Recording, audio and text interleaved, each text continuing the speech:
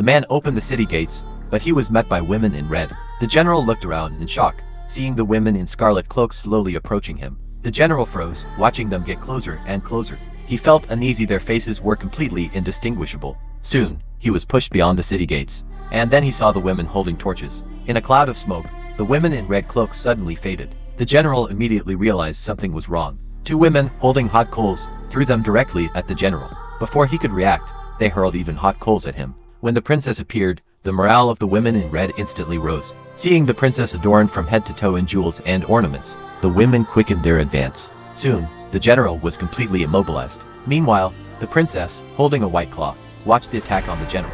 There was not a shred of pity in her gaze. Seeing the situation becoming critical, his subordinates immediately raised their shields to cover the general. When the general came to his senses and realized the enemy had no more coals, he immediately ordered the main force to attack. Suddenly, women in red cloaks set everything around them ablaze. When the gates opened, the princess, still holding the same white cloth, gazed at the flames before her, and everyone around her gazed at her with awe.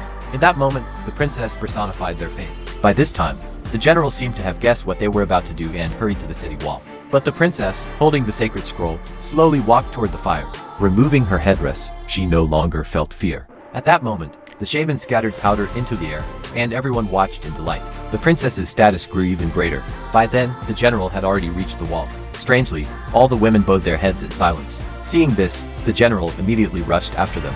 By this time, the city gates had already been breached, and the women rushed inside. As the soldiers approached, the women quickened their pace, and the general suddenly realized the princess was about to commit a mad act. At that moment, the shaman raised a conch shell to his lips, using it as a horn, and everyone simultaneously began to move.